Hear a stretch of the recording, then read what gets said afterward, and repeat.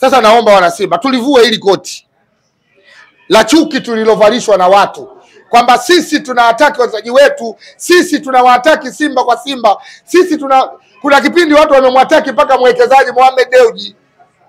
Hili koti tulilovalishwa kwetu sio saizi yetu wana Simba. Tulivue, tuipende simu yetu. Na tujue kabisa mpira una matokeo matatu: kushinda, kutoa sare na kufungwa. Tuondoe chuki la hili koti tulilovalishwa wana Simba. Mwenyezi Mungu Ijumaa yenye baraka na kheri tele tele. Kwa hiyo na mimi Ijumaa na baraka hizo zimenikuta na shukuru niko salama. Bana, leo hii viongozi wa Simba wameibuka na kuzungumza mambo mengi sana kuhusiana na mwenendo wa klabu hiyo. Kubwa zaidi wamesema kwamba klabu ya Simba haina mgogoro wowote ambao unaendelea, lakini pia mfumo wa transformation umekamilika ndani ya klabu ya Simba. Na hii tunaweza tukasema ni taarifa njema kwa upande wenu nyinyi kama mashabiki. Tuanze na huu mfumo wa mabadiliko ndani ya klabu ya Simba. Wamesema kwamba ni mfumo ambao hakuna klabu yoyote ambao unafanya ambacho kitaenda kufanya kwenye klabu hiyo, haswa ni kwa wanachama na pia kulipia kadi hizo za wekundu wa Msimbazi Simba. Kwenye hili mnasemaje kama mashabiki wa Simba? Kwanza kiu yetu kubwa ni kutoka kwenye mfumo wa kizamani wa miwani ambao kuingia kwenye mfumo mpya. Kwa hiyo ilikuwa ni kiu, na nadhani tuna kama miaka 8 tuko kwenye kurupushani hizo za kufanya klabu yetu iende kwenye mfumo mwingine. Kwa hiyo kama viongozi wetu wametoka mbele na kuna baadhi ya vitu wameweka sawa, mfumo usonge mbele, kwetu ni furaha, kwa upande fulani furaha, lakini kila mwana Simba lengo lake na nia yake kuiona klabu yake ikiingia katika mfumo ambao tunahitaji wa kisasa, timu yetu iweze kufanya vizuri. Kwa hiyo katika hilo ni wapongeze viongozi, lakini sisi tunachokitaji wawe tu wa kweli. Yaani wanaposema kwamba tumekamilisha, sio mara ya kwanza. Wanarudia, wanasema tumekamilisha, mwisho wa siku zoezi linakaa miaka 3 4, haliko sawa. Kama sasa hivi wanatuhakikishia hilo limekamilika, tunaomba likamilike ili tutoke hapa tulipo tusonge mbele, kwa sababu Simba ni klabu kubwa. Kabla hatujakamilisha hivyo vitu tushakuwa wakubwa. Kwa hiyo tutakapokamilisha na uhakika tutasonga mbele zaidi. Kwa hiyo kiu ya wana Simba ndio hiyo, na niwapongeze viongozi katika hili, ila hawezi kufanikiwa bila kuwa na mshikamano na umoja ambao ni slogan yetu ya nguvu moja.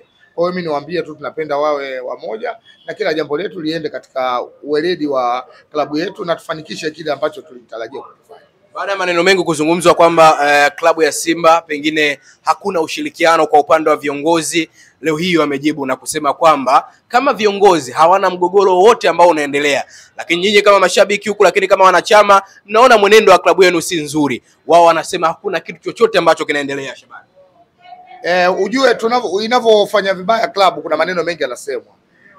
Inawezekana huo mgogoro haupo au upo, lakini kinachosababisha mpaka tunaonekana mgogoro upo kwa sababu timu yetu haifanyi vizuri. Timu ingefanya vizuri nadhani maneno yasingekuwepo. Hata kama angekuwepo, lakini angekuwa hayana nguvu kwa sababu yasingeendana na kile ambacho kinachotokea uwanjani.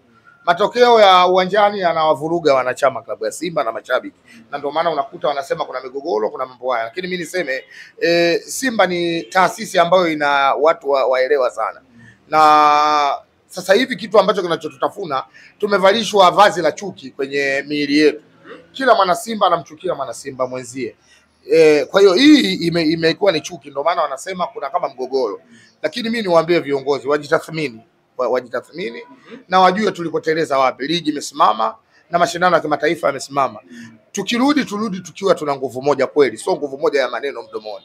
Kwa hiyo tukirudi tuna nguvu moja, nadhani maneno yote yatamalizika.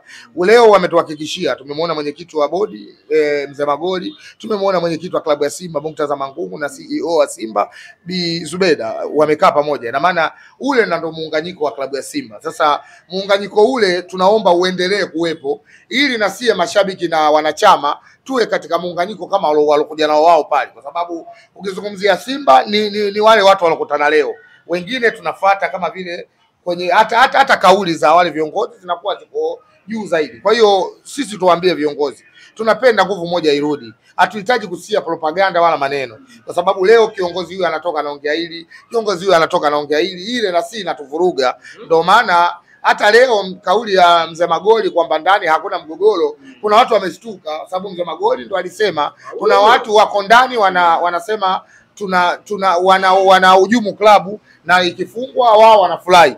Sasa leo kauli ya Mzee Magoli kusema kwamba mgogoro umeisha au hakuna mgogoro, kwa upande fulani watu wamechukulia mawazo chanya. Kuna mwingine kachukulia kwa nini alituambia mgogoro upo, leo anasema mgogoro hamna. Lakini kuna mwingine anasema inawezekana wamekaa chini wakakubaliana. Ila neno lenye thamani ni moja tu, la kwamba tunachohitaji hata kungekuwa na mgogoro ndani Simba, hamna familia ambazo hazigombani. Kwa hiyo tunachohitaji wao waweze kushikana na wawe wamoja na watuunganishe washabiki na wanachama, tuwe pamoja ili Simba yetu iweze kusonga mbele. Kuna namna ambavyo amezungumza kuhusiana na pia na timu kufanya vibaya, kwamba wachezaji ni kama mnawapa maneno nyinyi kama viongozi, na hili pia nilikuwa miongoni mwa kitu ambacho amelijibu Clatous Magoli na kusema kwamba hakuna kitu chochote ambacho kinaendelea kupanikiza ama kuanikiza wachezaji labda wakose magoli uwanjani. Hili pia mlikuwa mlikilipigia kelele, hatimaye leo pia amelijibu Shabani. Mimi nadhani kalijibu, lakini